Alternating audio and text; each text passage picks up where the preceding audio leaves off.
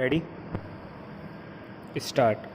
Madam Deputy Chairman, the Jawahar Rozgar Yojana addresses itself to the need for employment guarantee in rural India.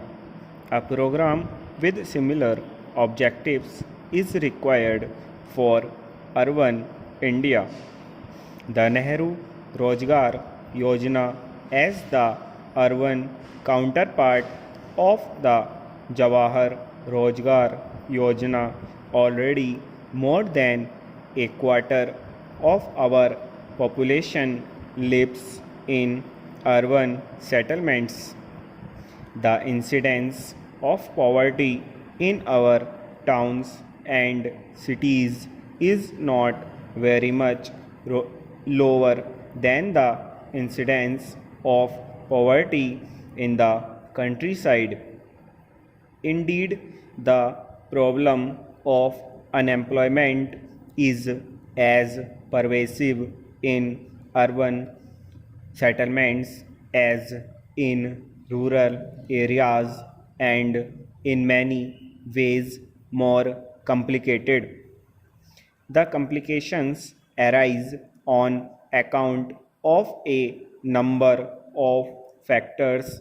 We have to strike a balance between providing wage employment in urban settlements and provoking a flood of unskilled labor from rural to urban areas. Fortunately, the Jawahar Rozgar Yojana is so effectively tackling the problem of unemployment for unskilled labor in the countryside that it has now become feasible to plan for employment guarantee programs in urban settlements while striking the right balance between the rural employment program and the urban employment program. The Nehru Rozgar Yojana will be administered by the Nagarpalikas who, as in the case of panchayats under the Jawahar Rozgar Yojana, will be left free to choose what schemes to execute, to identify the beneficiaries, and to organize labor cooperatives of the urban poor to undertake the program. Guidelines will of course be prescribed regarding the types of projects, from among which the nagarpalikas might make their choice, as also in regard to the financial and technical norms to be observed and the methods to be adopted for hiring labor. We shall make it undubitably clear that neither contractors nor public works departments shall be involved in this work.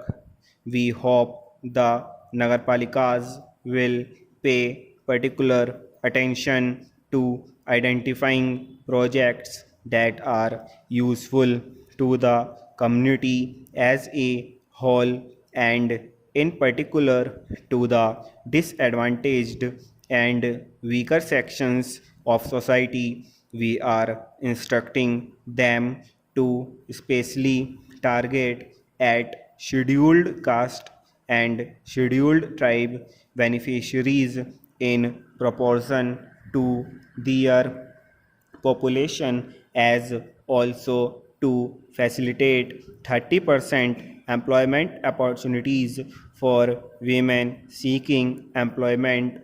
For larger urban settlements, there would be difficulty in merely replicating the Jawahar Rozgar Yojana model, for one thing, the materials component would rise too high for the ascent to be placed firmly on employment generation per se.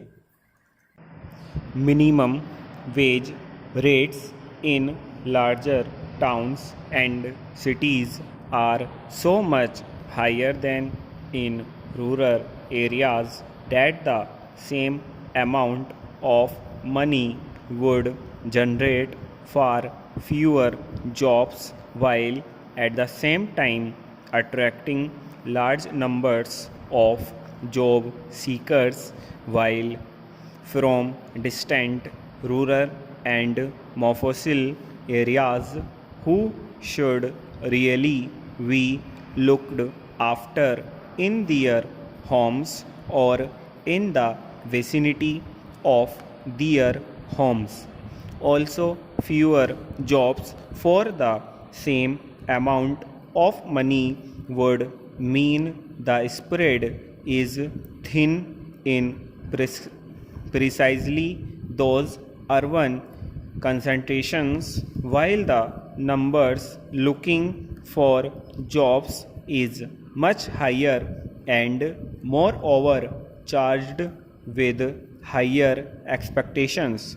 We have therefore decided that the second component of the Nehru Rozgar Yojana should comprise a scheme of generating the required employment through a special trust to housing and shelter upgradation in all towns and cities with a population in excess of 1 lakh.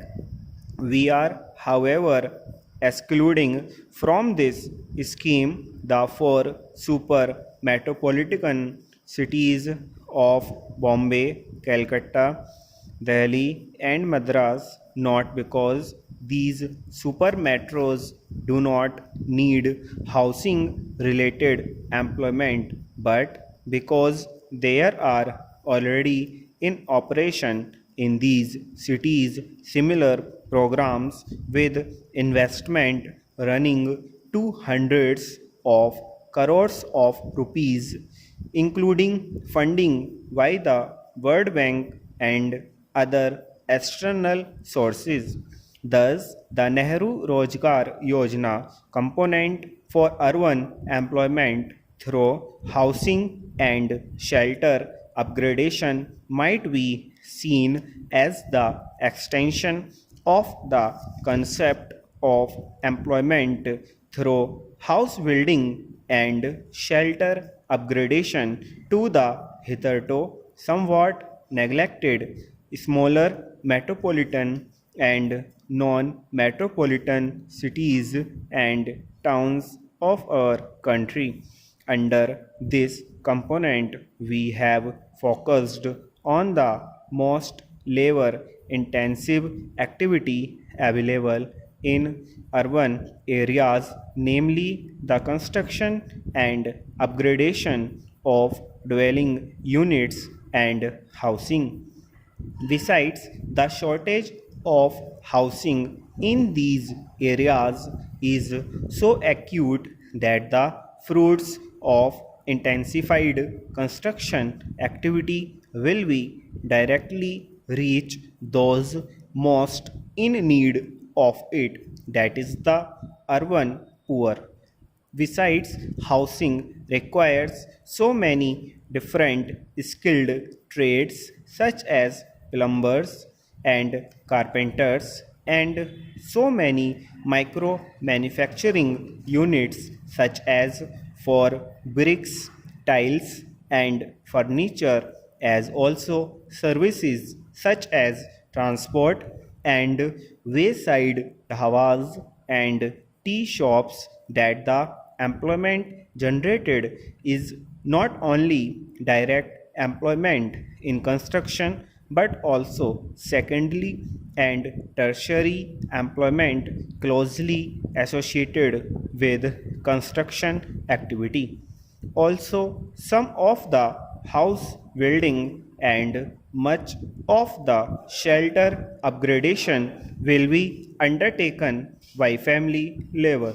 The family is given the opportunity of doing so by being given access to institutional finance. There are two segments to this component of the Nehru Rozgar Yojana. We envisage the first segment as a joint enterprise of the union government, the state governments, the nagarpalikas, and HUDCO.